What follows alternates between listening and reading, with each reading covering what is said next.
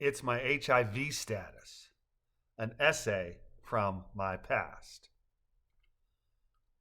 An essay that popped up from my past.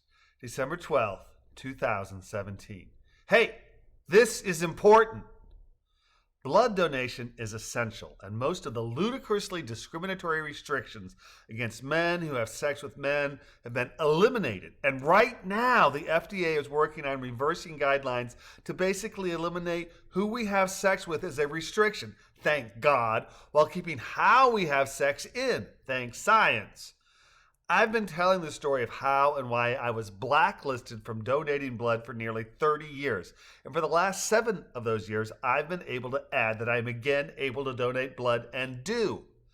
If you can donate, please do. If you are healthy and use safe sex practices, the restrictions that kept you from donating in the past may have already been eliminated or about to go down the trash chute.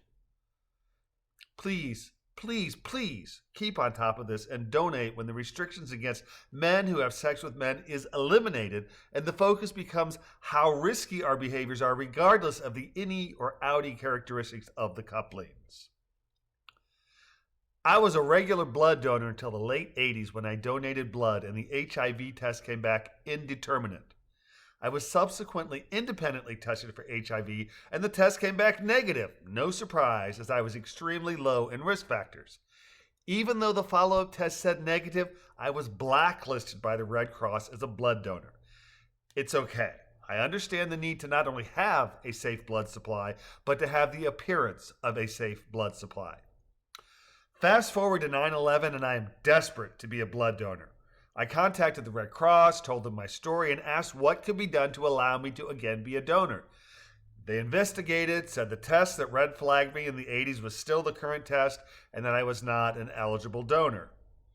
Very traumatic, but again, I understand the need to not only have a safe blood supply, but to have the appearance of a safe blood supply. Jump forward another 10 years, and I have a blood screen for HIV and hepatitis. A student bit me.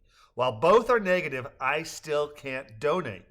Go to 2015 and my move to FLA. Florida does not use the Red Cross for donations. They use One Blood. And One Blood's questionnaire asks if I've ever had a positive HIV test. I check no, because I haven't, and I donate blood with One Blood a dozen times, making me happy as a pig in the mud.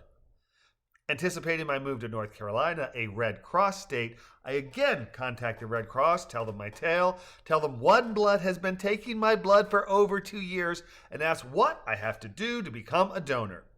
Based on my recent history of donation, Red Cross says I can have my blood reevaluated at one of their labs, and if I'm negative, then I'll likely be green-lighted on again giving the red stuff.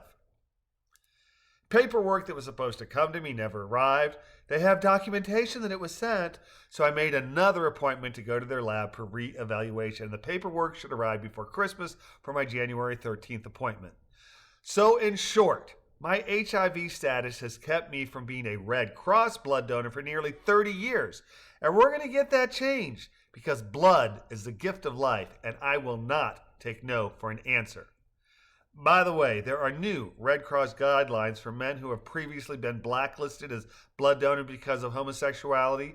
If you have not had any same-sex encounters for 12, now 3+ months, you are not automatically excluded from giving. Please visit the Red Cross or One Blood websites to see restrictions. And I'm pleased to say I'm a regular donor again and have been ongoing.